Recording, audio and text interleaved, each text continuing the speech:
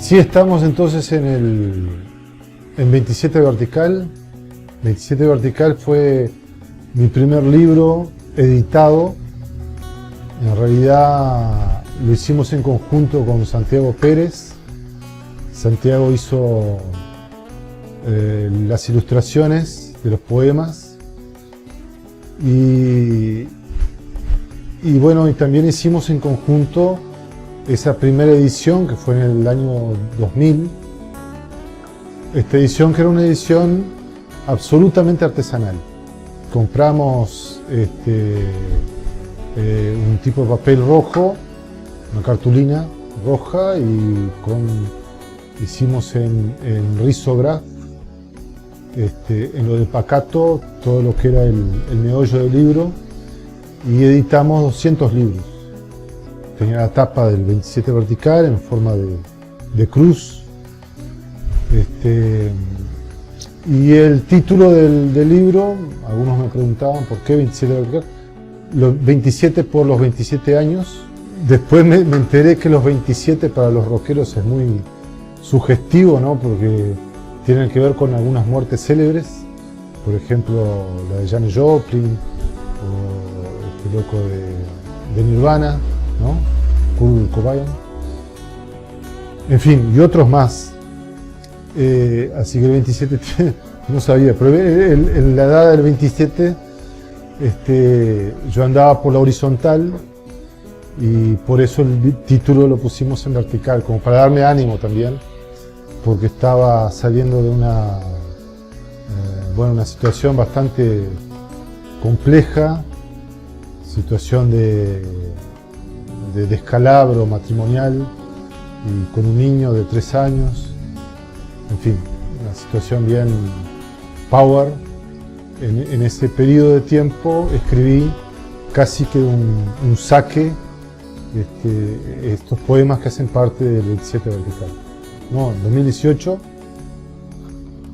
que hicimos la reedición del 27 Vertical, donde se hizo con una presentación, donde estuvo Carolina Cáceres tocando, estuvo Richard Vertis y Andrea Fontalvo también, cantó allí. Hicimos una mesa larga con panes y tés de Verónica y de otra gente. La verdad que estuvo muy interesante, inclusive lo filmaste vos también, ¿no? La filmación. Así que fue muy interesante. Estuvo el grupo del Taller de Teatro Independiente, obviamente, ¿no? Cris, David, y Hilda, que eran los que estaban en aquel momento en el, Ibero, ¿no? Que estaban en aquel momento en el grupo del taller del TTI. TTI Riberamento. En realidad tengo alrededor de 12 libros editados, algunos en solitario y otros en colectivos. Son 2 o 3 colectivos, inclusive uno de ellos fue editado por Ruidos, un programa que lo llevaba adelante Richard Vertis, justamente, El Cuervo, y que junto con Gerardo Ciancio, que estaba por acá, profesor de literatura y maestro en las artes de la palabra, se hizo un llamado a los jóvenes poetas. En aquel momento yo era un Nobel y joven poeta,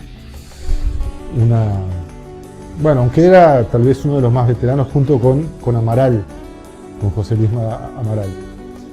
Y en ese librito chiquito, pero muy interesante, muy amable, muy tocable, con una diagramación y dibujos de Santiago Pérez también, y la producción de Richard.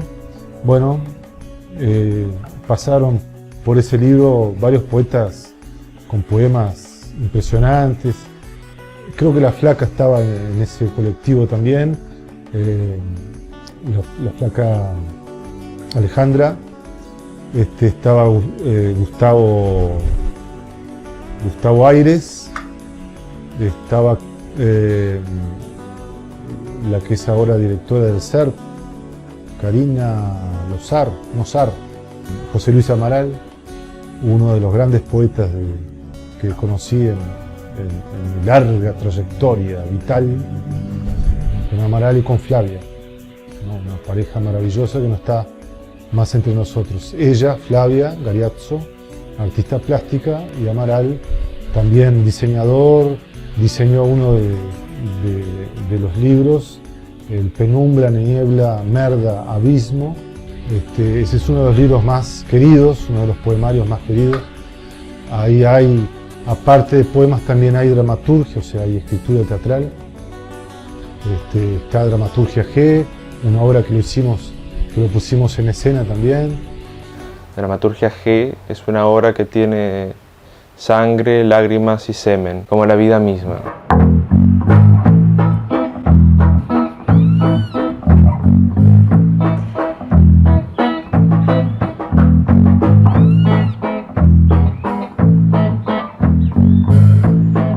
Comecei a ler o texto e não consegui parar até o final e chorava em cântaros depois de terminar aquilo que ficou. Cheguei, tudo bem, a casa é uma desordem, as crianças dormem, aquele outro se foi.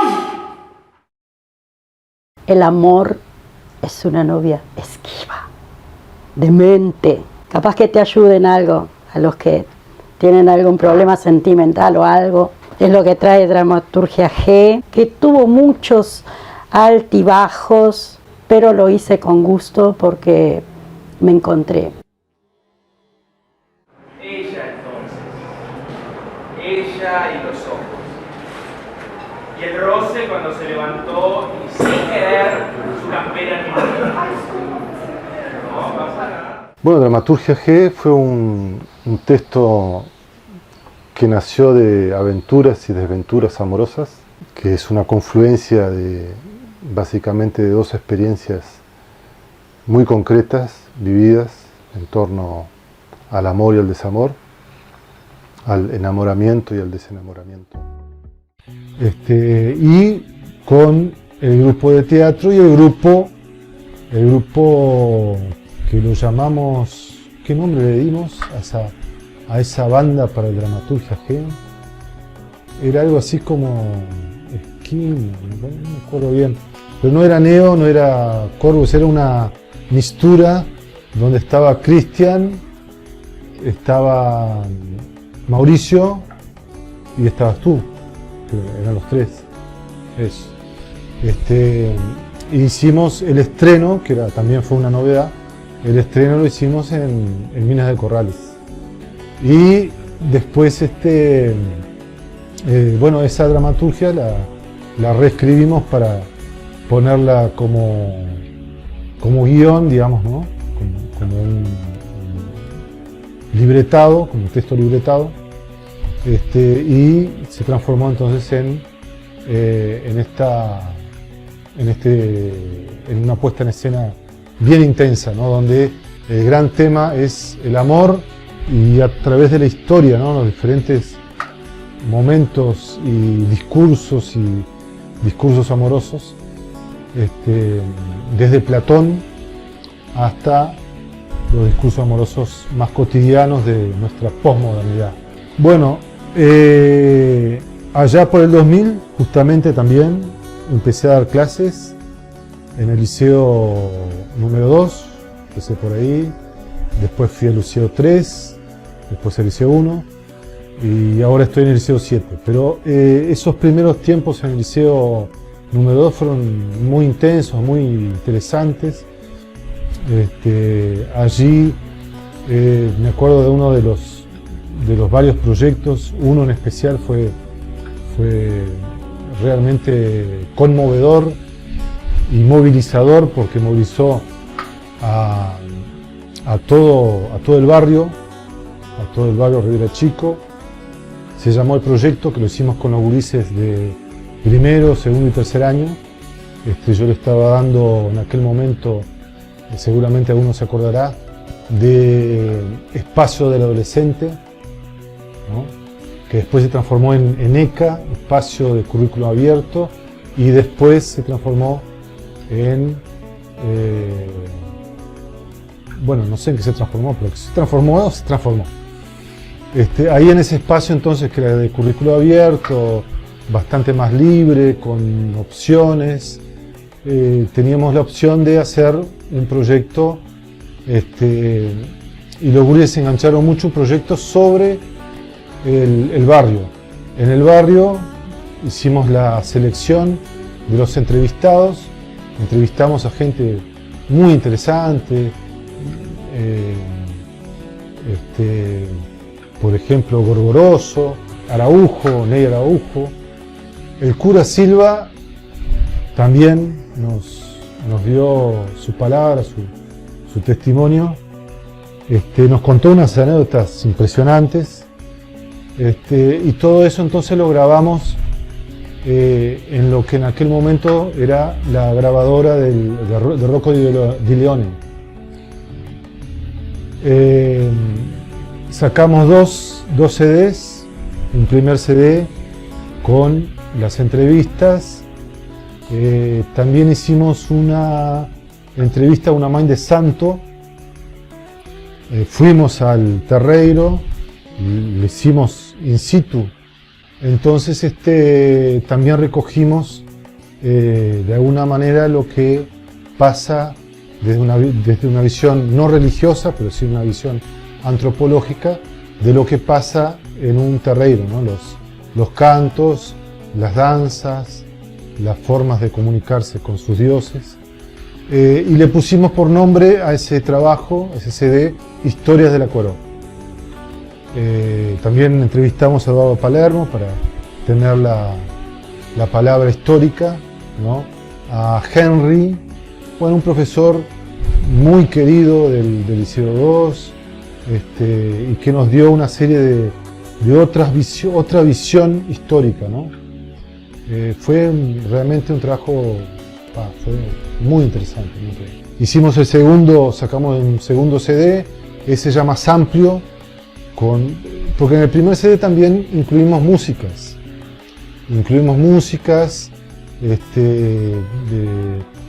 la palabra de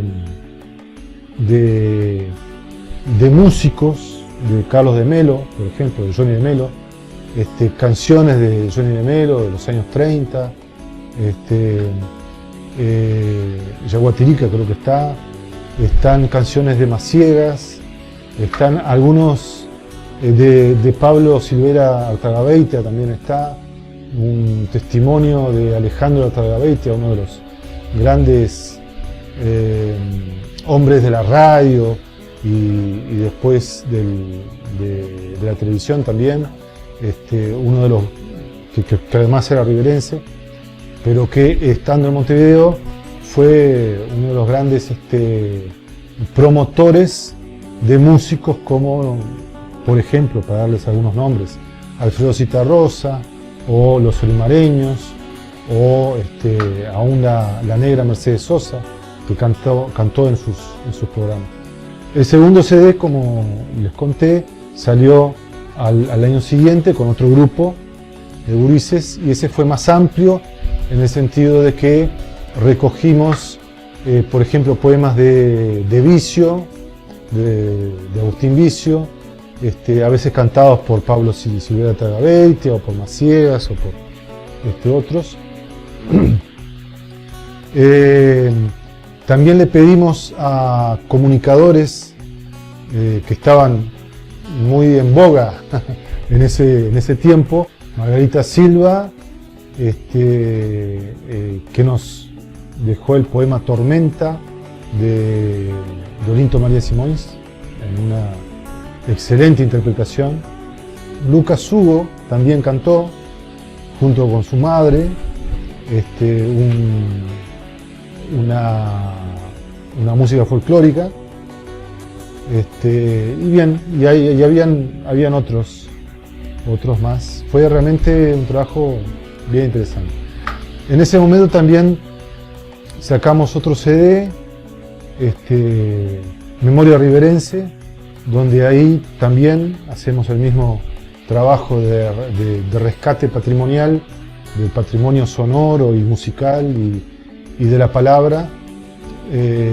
Rescatamos, por ejemplo, la entrevista que le hicimos a doña Lila Larbanois de Simoins, la esposa, viuda de Olinto María Simoins, ¿no? Creo que es una de las entrevistas más interesantes que hay en el CD y seguramente una de las últimas que doña Lila dio.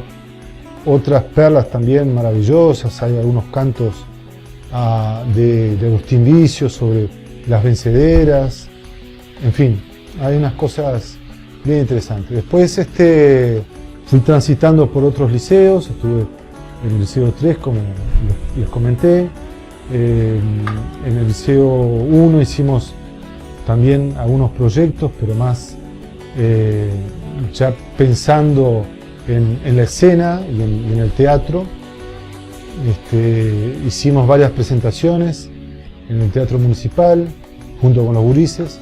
Digamos que lo que seguimos haciendo hasta hoy, ¿no? De alguna manera, mi trabajo como profesor, como docente, es generar en ellos el gusto por el lenguaje escénico, teatral, que incluye, obviamente, porque el teatro tiene esa capacidad, ¿no?, maravillosa de incluir a las otras artes. Entonces incluye la música, en la banda sonora o en la banda musical, incluye en la escenografía las artes plásticas, incluye la poesía o el texto, en la dramaturgia. Y entonces fuimos armando varias cosas en estos años, ¿no? Y fuimos sacando también libros. Un libro que marcó bastante porque se sale de los poemarios y de los libros más de corte, digamos, más personales, ¿no?, donde uno busca cantar las cosas que lo abruman, que le despiertan también emociones, sensaciones, rezongos, cosas indignas, como la guerra en Irak, por ejemplo. Hay un poema donde le escribo a los niños que murieron en esa guerra estúpida, absurda, como todas las guerras. Pero esa en especial porque los hombres estaban peleando en el frente de guerra en Irak, pero en Bagdad se quedaban los viejos, las mujeres y los niños. Un absurdo. Entonces cuando las fuerzas del bien, capitaneadas por Estados Unidos, cuando no, largaron esas bombas, no mataban a soldados, no iban dirigidas a cuarteles o a lugares donde hubieran fábricas de bombas, no, iban dirigidas a escuelas, algunas, y a la ciudad. Y en la ciudad estaban, como les comenté, mujeres, niños y viejos. Entonces la poesía tiene esa capacidad de transformar las cosas y de decirlas desde la indignidad, desde la rebeldía, desde el amor, del desamor. Pero hay un libro en especial, un libro pequeño, que fue producto de una investigación que hicimos en el barrio de la Humedad. En el barrio de la Humedad, junto con Marco Castro, psicólogo, yo me trasvestí porque yo estudié servicio social y tengo las herramientas, ¿no? de cómo hacer una investigación, de cómo posicionarse como agente social en un barrio para poder entrar sin ser abusivo, ¿no? Sin abusar de la gente y bueno, con ciertas técnicas que fuimos aprendiendo en estos estudios, sobre todo en mi etapa escuela servicio social. Ese libro fue un libro que recoge esas investigaciones en el barrio de la Humedad y recoge las palabras a través de las entrevistas de 6, 7 personas referentes del barrio. Adán Faca, por ejemplo, es uno, Doña Blanca, la esposa de Adán Faca, en fin, varias personas, ¿no? Que tuvieron cosas muy interesantes para decir, y el tema principal fue la cultura, ¿no? Cómo ellos vivían la cultura, los valores culturales, los valores artísticos en el barrio. Porque La Humedad siempre fue un barrio con mucha identidad, como lo es el barrio de La Cuaró, es amado barrio, ¿no? Como lo es también de repente Pueblo Nuevo o otros barrios que tienen mucha camiseta. Ellos tienen una camiseta muy fuerte porque además tienen que luchar contra todo un esquema de preconceptos, ¿no? De que La Humedad es una zona de malandras y de ladrones y esto y lo otro. Sin embargo, nosotros notamos que hay una fuerte capacidad creativa, una fuerte capacidad de generar sensibilidades, por ejemplo, a través de una murga, Arlequines, que salió dos o tres veces en carnaval. Bueno, nosotros nos comunicamos también y a través del ¿cómo se llama esto? El centro de salud, donde la intermediaria fue Aida González. Y bueno, y se generó entonces, se publicó ese librito con apoyo de la Agencia de Desarrollo de Rivera y de varias agencias internacionales también. Washington Núñez fue un poco el que apadrinó todo este proyecto, también de una manera excelente. Y bueno, y siguieron habiendo otros libros y otras obras de teatro.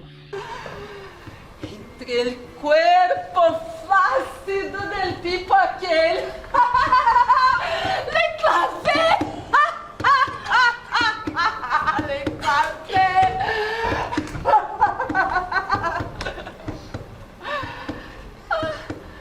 Aquel tipo que nunca me quiso, nunca. Yo era para él como una letrina. Retenía sus excrementos. Le servía para isso. Le servía. Ele levava uma vida de higuerão.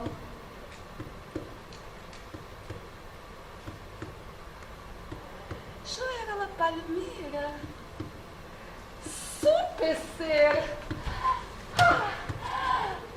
Alta, vertical, bonita. Mirava as outras pessoas desde o mirador de mi palmeira e o mundo me reconhecia e me admirava.